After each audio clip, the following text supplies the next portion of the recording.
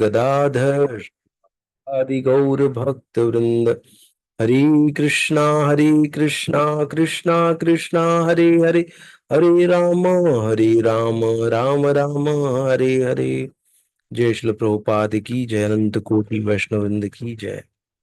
हरे कृष्णा। स्वागत है आप सभी का आज के सत्र में। तो आज हम लोग पढ़ने वाले हैं श्रीमद् भगवद गीता अध्याय 4 और श्लोक संख्या 40। तो हम लोग पढ़ रहे हैं दिव्य ज्ञान ना। तो ये सब जो है आध्यात्मिक ज्ञान के संदर्भ में हम लोग अभी तक जितने श्लोका पढ़े हैं उसी के संदर्भ में पढ़े हैं ना, कि आध्यात्मिक ज्ञान प्राप्त करने की योग्यता क्या होती है ना, कैसे आध्यात्मिक ज्ञान मिलता है, किससे मिलता है ना, जिस तद्विधि प्रणिपातेन कैसे मिलता है, तद्विधि प्रणिपातेन से गुरु कौन होना चाहिए ना, जो कि गुरु शिष्य परंपरा में होना चाहिए ना, उनसे हमको दिव्य ज्ञान प्राप्त करना है। आध्यात्मिक ज्ञान है ये।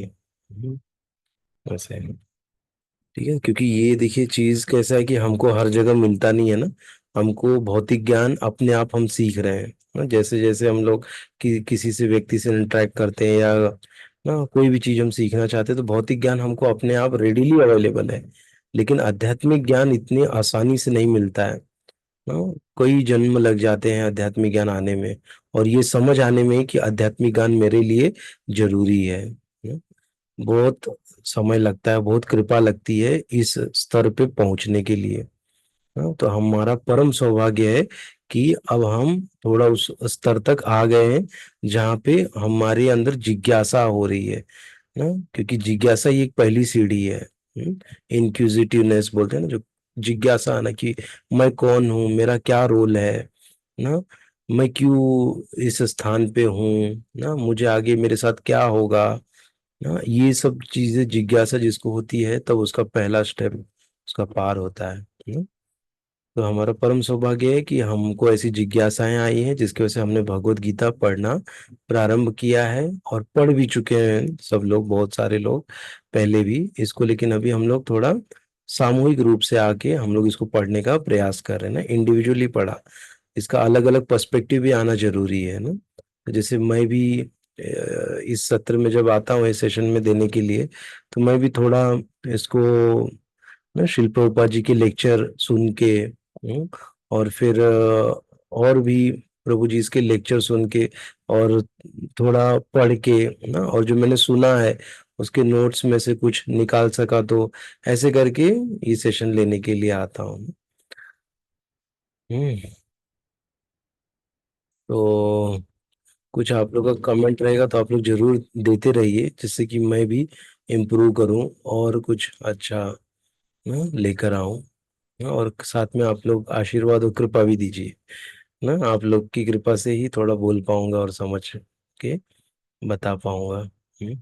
और समझ भी पाऊंगा, और अपने जीवन में, क्योंकि बताना तो बहुत आसान है सबको, लेकिन अपने जीवन में उतारना सबसे कठिन बात है ना। तो उतारने के लिए आप लोग सब एक दूसरे के लिए प्रे करो, मेरे लिए प्रे करो कि जो भी चीज हम यहाँ पढ़ रहे हो अपने जीवन में उतारें, तब हमारा ये पढ़ना सफल होगा। नहीं तो खाली बस हम पढ़ लिए लेकिन इम्प्लीमेंट नहीं कर पाए, वैसा नहीं होना है। हम्म। चलो हम लोग आज का सेशन स्टार्ट करते हैं।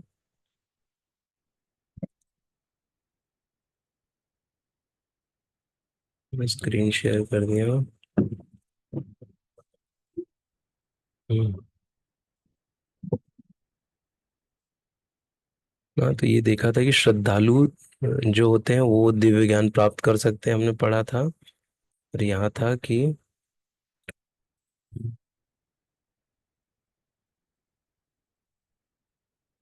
दिव्य ज्ञान ही सबसे शुद्ध है, वो पढ़ा था। फिर जो श्रद्धालु दिव्य ज्ञान में समर्पित है, जिसने इंद्रियों को वश में कर लिया है, वह इस ज्ञान को प्राप्त करने का अधिकारी है, और इसे प्राप्त करते ही वह तुरंत आध्यात्मिक शांति को प्राप्त होता है। ये भी हमने पढ़ा था अच्छे से, इसके ऊपर भी अच्छा चर्चा किया था हमने।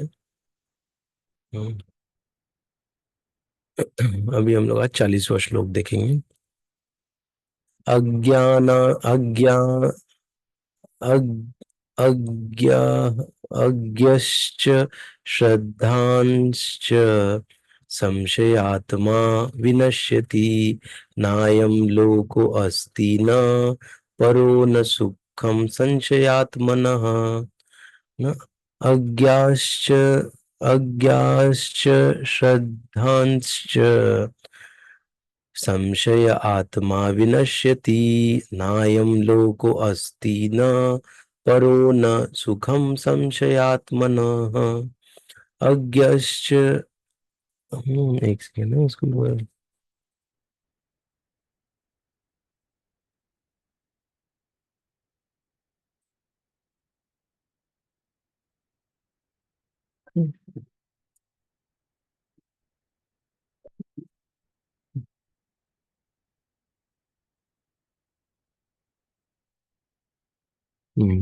अज्ञश्च श्रद्धानश्च संशय आत्मा विनश्यति नायं लोको अस्ति न परो न सुखम संशयात्मनः। कोई पढ़ना चाहेगा? हरे कृष्ण प्रभु जी। हाँ, इसको ना माता जी पढ़ते रहते हैं, नायम लोको अस्ति न परो न सुखम संशय आत्मनः। ऐसे न परो साथ में ले लेना। हाँ माता जी पढ़ी। हाँ। Very good. अज्ञच्छ अश्रद्ध अज्ञच्छ अश्रद्धानच्छ संशयात्मा विनश्यति न्याय्यं लोकोऽस्ति न परो न सुख संशयात्मनः। धन्यवाद माता जी। और कोई पढ़ना चाहेगा? हरे कृष्ण प्रभु जी। हाँ पढ़िए माता जी। अज्ञ च अश्रद्धानं च संशय आत्मा विनश्यति नायं लोको अस्ति न परो न सुखम संशय आत्मनः। अज्ञश्च श्रद्धानश्च संशयात्मन विनश्यति नायं लोको अस्ति न परो न सुखम संशय आत्मनः। एक बार मैं फिर से थोड़ा इंग्लिश का देख रहा हूँ श्लोका, इंग्लिश में कैसे ब्रेक किया है। एक सेकेंड मुझे देना। हाँ, नायं लोको अस्ति न परो न सुखम संशयात्मनः। हाँ पढ़िए माता जी। और कोई पढ़ना चाहता है? न परो, फिर पॉज लेना है, फिर न सुखम संशयात्मनः। धन्यवाद माता जी, अच्छा पढ़ा आपने, थैंक यू। और कोई पढ़ना चाहता है? चलिए हम लोग आगे चलते हैं फिर। अज्ञः मूर्ख, जिसे शास्त्रों का ज्ञान नहीं है, च तथा अश्रद्धान न, शास्त्रों में श्रद्धा से विहीन, च भी संशय शंका ग्रस्त आत्मा व्यक्ति विनश्यति गिर जाता है, न न अयम इस लोकः जगत में अस्ति है, न न तो परः अगले जीवन में, न नहीं सुखम सुख संशय संशयग्रस्त आत्मनः व्यक्ति के लिए। वो ध्यान से सुनते इसको। किंतु जो अज्ञानी तथा श्रद्धा विहीन व्यक्ति शास्त्रों में संदेह करते हैं, वे भगवत भावना मृत नहीं प्राप्त करते, अपितु नीचे गिर जाते हैं। संशय आत्मा के लिए न तो इस लोक में न ही परलोक में कोई सुख है ना, इसीलिए हमको संशय नहीं करना चाहिए ना। तो यहाँ पर क्या बताए हैं? यहाँ पर आया है कि अज्ञानी, जो अज्ञानी है ना, अज्ञानी कौन होता है? जो ज्ञान नहीं लेता ना, जो भगवत गीता नहीं पढ़ता, वही अज्ञानी है। करेक्ट। उस भले वो बहुत बड़ा डॉक्टर हो ना, बहुत बड़ा साइंटिस्ट हो, बहुत बड़ा नेता हो, लेकिन अगर उसने भगवत गीता नहीं पढ़ी है तो वो अज्ञानी ही है ना। ऐसे, क्योंकि क्योंकि उसके पास मतलब ये जीवन कितना महत्वपूर्ण है ना, वो शरीर नहीं आत्मा है, इस बारे में उसको पता ही नहीं है ना। भगवान कौन है, क्या है, हाँ, ये सब चीजें उसको पता ही नहीं है ना। भले वो बहुत बड़ा भौतिक ज्ञानी है, लेकिन आध्यात्मिक ज्ञान उसका शून्य है ना। तो वो क्या कर रहा है, कितना बड़ा लॉस है ना उसका, वापस से उसको शरीर लेके फिर से वापस उसको सब कुछ करना है ना। ऐसे ना, इस जन्म मृत्यु के चक्र से छूटने के लिए कुछ प्रयास नहीं कर रहा है, कितना बड़ा दुर्भाग्य है उसका ना, उसके पास करोड़ों लाखों रुपए हैं ना, जिससे आराम से बहुत अच्छा जीवन जी रहा है, व्यतीत कर रहा है, लेकिन वो खाली क्या है कि फिर से जन्म लेने वाला है ना। ये उसके लिए सबसे बड़ा संकटपूर्ण स्थिति उसने खुद निर्माण कर ली है ना। लेकिन चूंकि अभी वो इस इससे अनभिज्ञ है, क्यों? क्योंकि उसके पास ज्ञान नहीं है। जब ज्ञान आएगा तब वो उसे बाहर निकलने का सोचेगा ना, कि अब मुझे करना क्या है, ये जो धन मिला है कैसे उस धन का मैं उपयोग करके ना भगवान की भक्ति में लगा के, कैसे अब मैं इस शरीर से मुझे ना जन्म मृत्यु के चक्र से छुटकारा मिले, इस शरीर से मुझे छुटकारा मिले, है ना, ऐसे उसके लिए प्रयास करता है। हाँ, तो इसमें वही अज्ञानी, अज्ञानी मतलब ना जो एकदम इग्नोरेंट है, इंग्लिश का वर्ड है इग्नोरेंट ना, जो कि समझ लीजिए कि जो तमोगुणी है ना, तमोगुणी में भी हम इसको कैटेगराइज कर सकते हैं। और जिस जो फेथलेस है, जिसके पास श्रद्धा ही नहीं है ना, क्योंकि श्रद्धा बहुत जरूरी है ना, विश्वास जो हम कर रहे हैं उसमें विश्वास होना, ना, शास्त्रों में जो बता रहे हैं उस पे विश्वास रखना। नहीं तो क्या है कि फिर हम लोग खड़े नहीं ना, जैसे संशयात्मा, तीसरा क्या है, जो संशय करता है। संशय कौन करता है? जिसको विश्वास नहीं ना। जैसे हम देख सकते हैं कि कितने लोगों का रिलेशन ऐसा होता है पति पत्नी का, कि पत्नी पति पे शक करती है, पति पत्नी पे शक करता है ना, क्यों? विश्वास नहीं है। और वो शक के कारण कितना बड़ा नुकसान करते हैं ना। वो लोग सुखी नहीं रहते हैं, वो हमेशा शंका में रहते हैं कि क्या पता किसी दूसरे के साथ चक्कर तो नहीं है ना। ऐसी सब बातें दिमाग में आते रहती हैं, तो शांति कहाँ से मिलेगी ना। ऐसा व्यक्ति क्या होगा? अशांत रहेगा। क्यों? क्योंकि विश्वास ही नहीं है, संशय है ना। तो ये जो भौतिक जगत में जब इतना बड़ा ये है, तो आध्यात्मिक जगत में भी वैसा ही है ना। हमको भगवान के बारे में जो शास्त्रों में बता रहे हैं उसमें शंका संशय नहीं होना चाहिए ना। संशय विहीन होके हमको ना, बिना शंका के हमको स्वीकार करनी चाहिए, जो चीजें बताई गई हैं एज इट इज उसको हमको लेना चाहिए ना। तब हम एक्चुअली क्या होंगे? सुखी होंगे। नहीं तो वही बता रहे कि संशयात्मा के लिए न तो इस लोक में नहीं परलोक में कोई सुख है। संशय रहेगा तो व्यक्ति कैसे सुखी रहेगा ना, वो दुखी रहेगा ना, ऐसे है। तो इसीलिए हमको शंका नहीं करना चाहिए, क्योंकि हमारा जो रिलेशन है एक्चुअली विश्वास पे है ना। जो भी हमारा वैवाहिक जीवन हो ना, या हम घर में रह रहे हैं, या हम किसी भी संबंध में है, तो वहां पर विश्वास बहुत जरूरी है। जब विश्वास ही नहीं है तो वो संबंध कैसा संबंध रहा फिर ना, तो वो बोझा बन जाएगा ना। इसीलिए, और विश्वास कैसा होता है? ये विश्वास हमको ना पैदा करना पड़ता है। मतलब इसको हमको पहले हम विश्वास करेंगे, तब सामने वाला हम पर विश्वास करेगा ना। ऐसा सोचे कि हम ही विश्वास ना करें, सामने वाला विश्वास कर ले, तो कैसे होगा ना।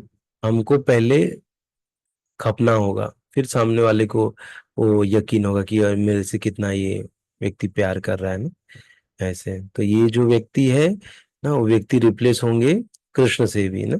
जब हम कृष्ण के लिए इतना हम लोग प्रयत्न करेंगे, उनको पाने के लिए, उनको प्रसन्न करने के लिए, तब कृष्ण हम हमारे हमारे ऊपर नजर डालेंगे ना, हमको देखेंगे और फिर हमारे साथ आदान प्रदान करेंगे।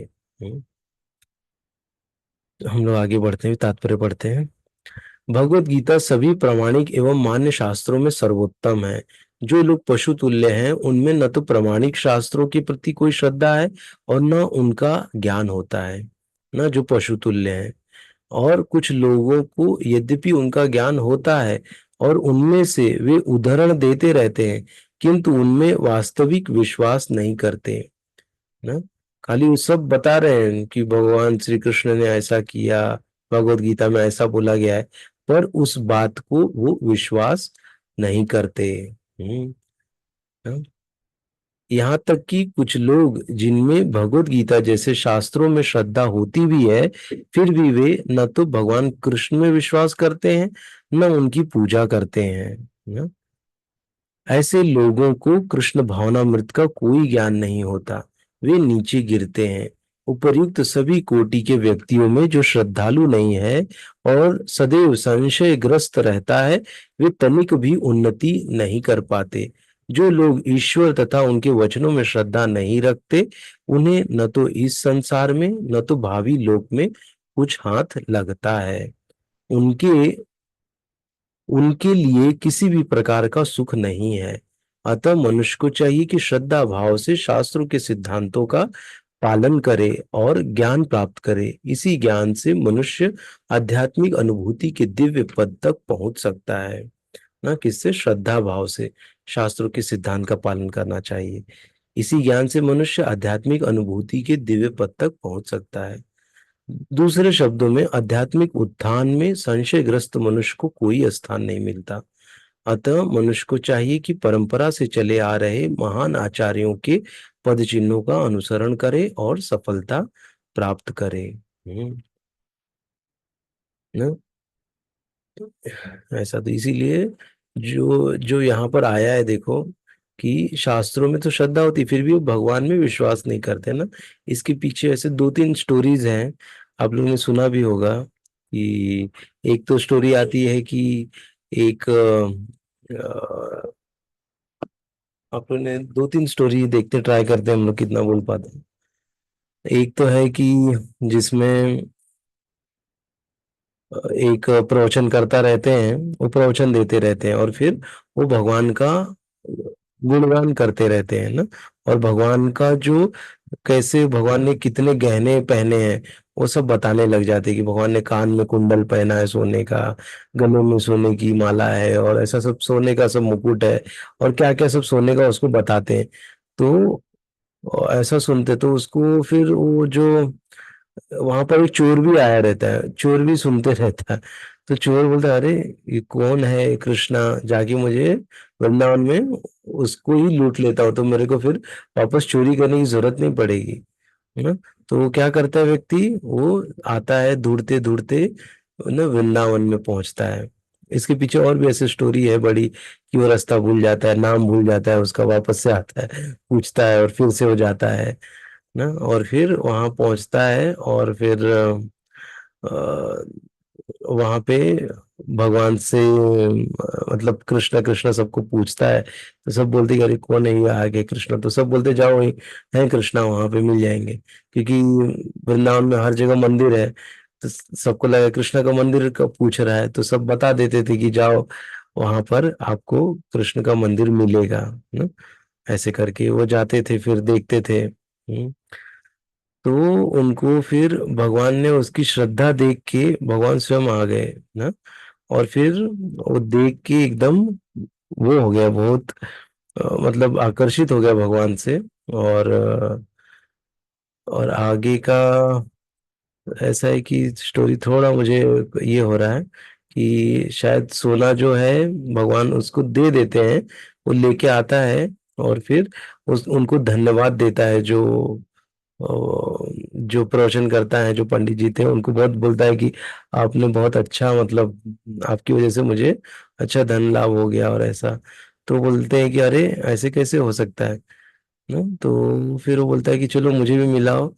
तो जाते हैं उनके सामने और वो देखते हैं, आते हैं कृष्ण बलराम यमुना नदी के किनारे, और वैसे ही सीन बनता है, लेकिन इनको दिखता ही नहीं और उनको दिखता है। वो प्रवचन दे रहे हैं, सब बता रहे हैं, लेकिन उनको विश्वास ही नहीं है कि कृष्ण ऐसे आके दर्शन दे सकते हैं, किसी के साथ ऐसे आदान प्रदान कर सकते हैं ना।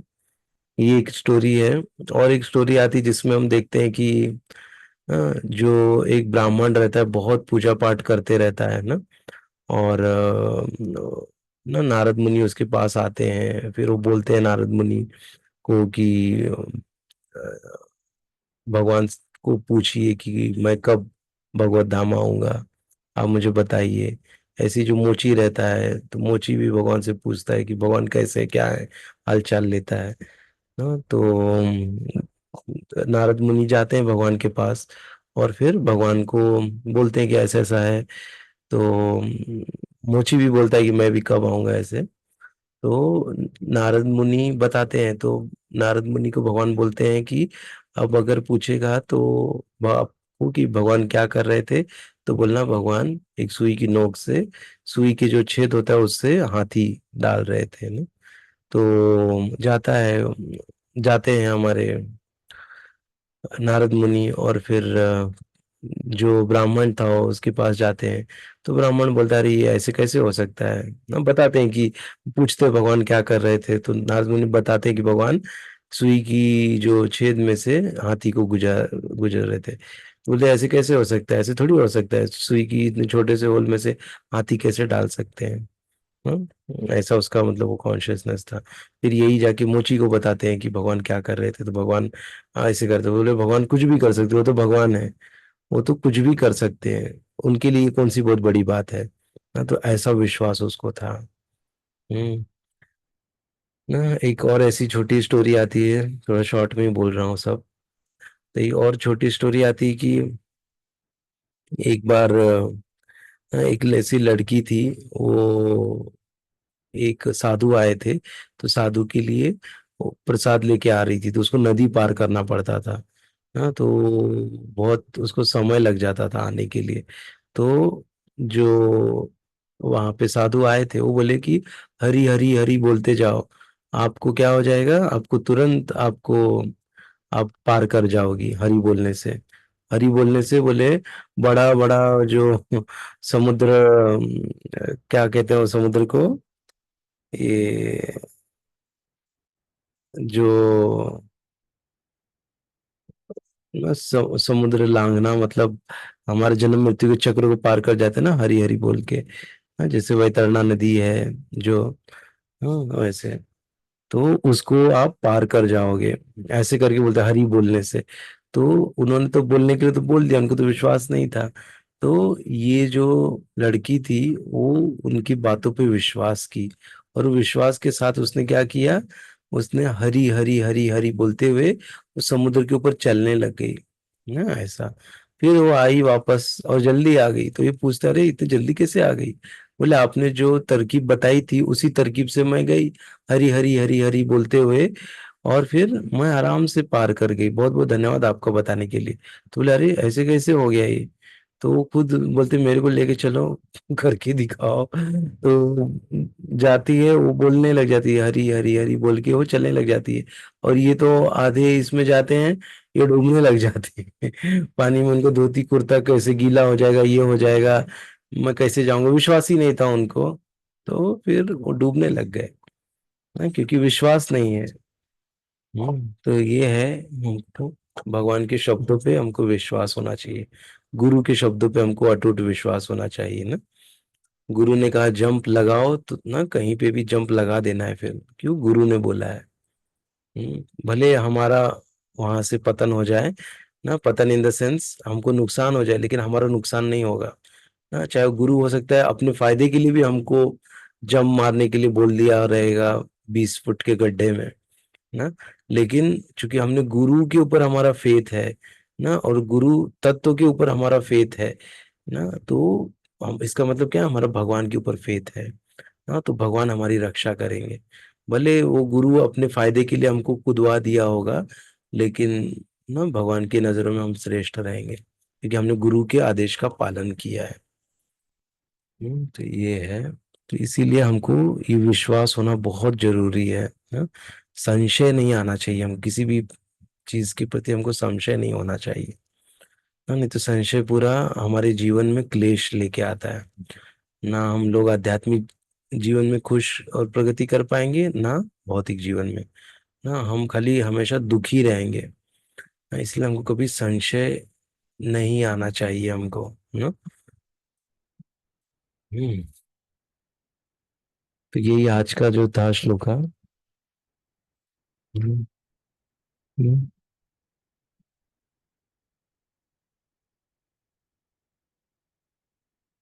और जो संशय वाला है व्यक्ति, तो उसको ना यहाँ पे सुख मिलेगा, ना आध्यात्मिक जगत में उसको सुख मिलेगा ना, क्योंकि उसको हर बात में शंका आ रही, संशय है। हम्म। हम लोग देखते हैं एक और श्लोक अगर पढ़ लें, छोटा सा है। शेयर करता हूँ स्क्रीन।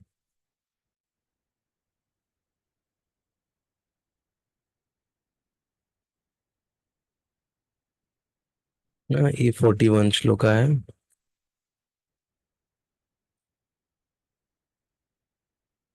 हम्म।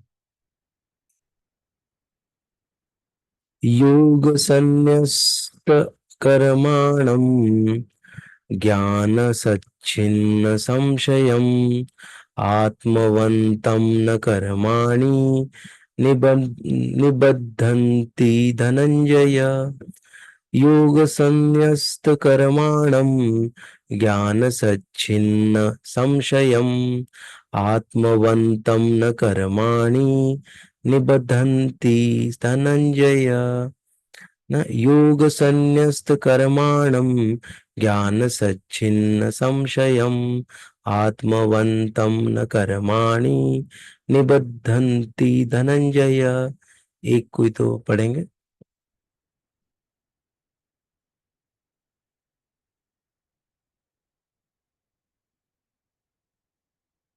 ठीक है, हम लोग आगे बढ़ते हैं।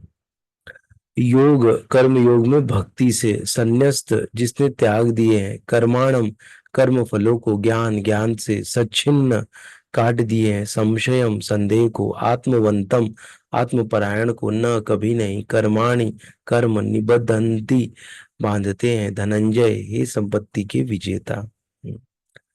जो व्यक्ति अपने कर्म फलों का परित्याग करते हुए भक्ति करता है और जिसके संशय दिव्य ज्ञान द्वारा विनष्ट हो चुके होते हैं, वही वास्तव में आत्मपरायण है।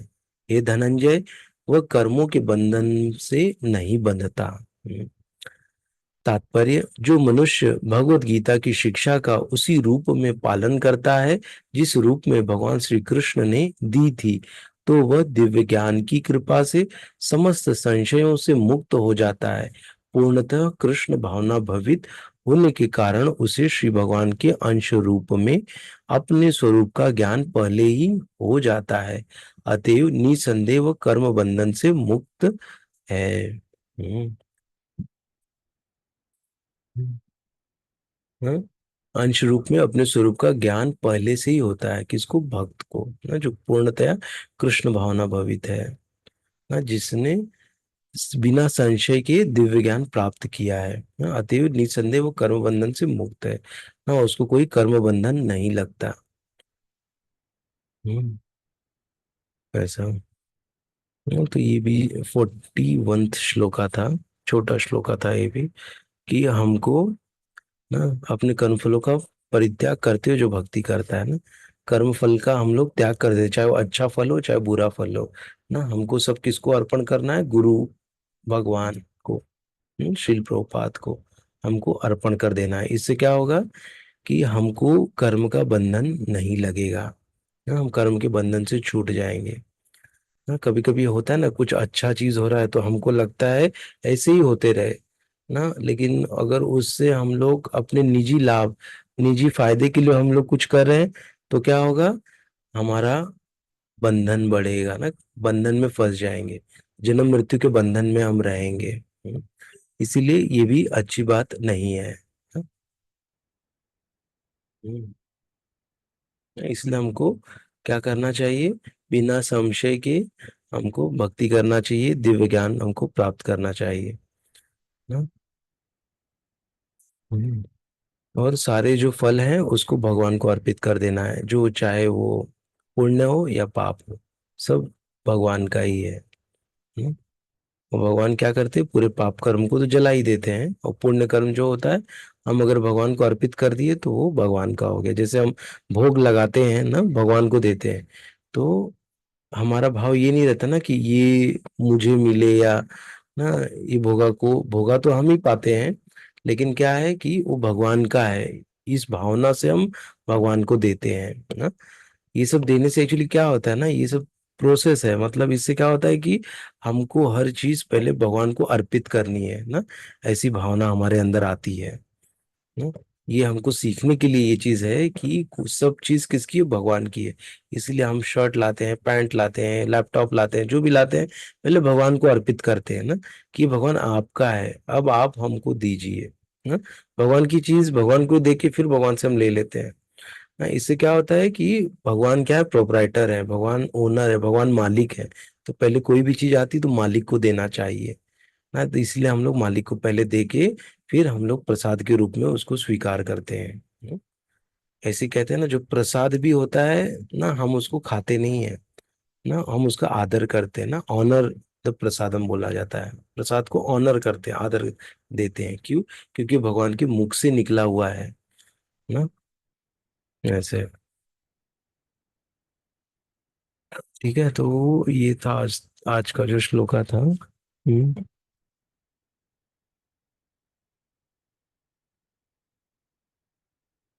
किसी को कोई प्रश्न है तो पूछ सकते हैं।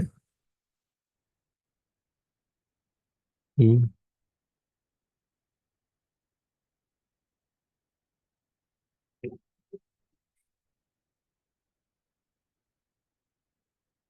किसी को कोई प्रश्न नहीं है लग रहा है। ठीक है, तो हम लोग आज यहीं तक करते हैं। हाँ? तो बहुत अच्छा आज का जो था समरी था कि ना, श्रद्धा से हमको भक्ति करना चाहिए, संशय नहीं होना चाहिए, और अज्ञान रहित होना चाहिए ना। हमको ज्ञानी बनना है। हमको क्या है, दिव्य ज्ञान प्राप्त करना है ना, आध्यात्मिक ज्ञान प्राप्त करना है। वो ज्ञानी अलग होता है, और है ना आध्यात्मिक ज्ञान, कृष्ण भावना भवित होके ज्ञान प्राप्त करना ना, वो अलग होता है। क्योंकि ज्ञान भी लेंगे तो जो ज्ञानी भी है वो क्या है, वो खुद को ज्ञानी समझ रहा है, और वो अभी भी सतोगुण में है ना। इन सारे गुणों को ट्रांसेंड करना, मतलब इसको काट के बाहर निकलने से हम लोग भक्ति में प्रगति करते हैं ना।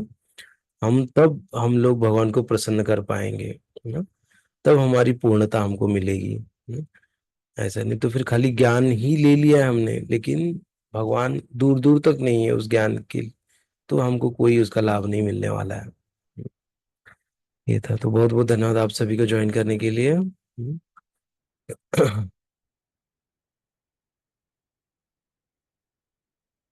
जय श्री प्रभुपाद की जय, अनंत कोटि वैष्णव वृंद की जय। हरे कृष्ण, सभी को दंडवत प्रणाम।